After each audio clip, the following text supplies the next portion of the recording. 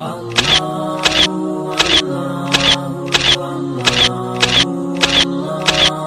واضح طور پر اللہ رب العالمین کی اس آیت کریمہ سے رحیمی اور کریمی نظر آ رہی ہے کہ ایک میں نے تمہیں اپنی عبادت کے لیے تمہیں پیدا فرما دیا، اور ساتھ میں تمہیں یہ بھی فرما رہا ہوں کہ تم میرا ذکر کرو گے نا، پھر میں تمہارا ذکر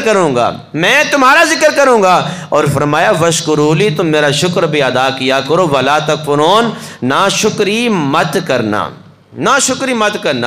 اگر ہم حدیث قدسی کی طرف جاتے ہیں تو اللہ رب العالمین فرماتا ہے تم فرش پر میرا ذکر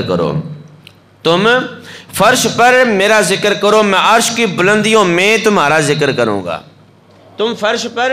میرا ذکر کرو، میں عرش کی بلندیوں میں تمہارا ذکر کروں گا، اور تم میرے نیک بندوں میں میرا ذکر کرو، اور میں عرش کی بلندیوں میں فرشتوں کے اندر اور انبیاء کے اندر تمہارا چرچا کروں گا، تمہارا ذکر کروں گا۔ اور آگے فرمایا تم پوری زندگی میرا ذکر کرو گے تو میں تمہارے مرنے کے بعد بھی تمہارا چرچا کرتا رہوں گا۔ ظاہری بات ہے جب تک سانسوں کی مالا چل رہی ہے، جب تک ہم سانس لے رہے ہیں، اس وقت تک ہم اللہ کا ذکر کریں گے۔ جیسے کہ سانسوں کی مالا ٹوٹ جائے گی، سانس ختم ہو جائیں گے، دنیا سے ہم رخصت ہوں گے، تو یہ جو دارالعمل ہے یہ ختم ہو جائے گا، اگر دارالجزا شروع ہو جائے گا۔ اگر نیک عمل کیا ہوں گے تو جزا ملے گی، برے عمل کیا ہوں گے تو سزا ملے گی۔ اب سانسوں کی مالا جیسے کہ ختم ہو گئی، رب کا ذکر ہماری زبانوں سے ختم ہو جائے گا،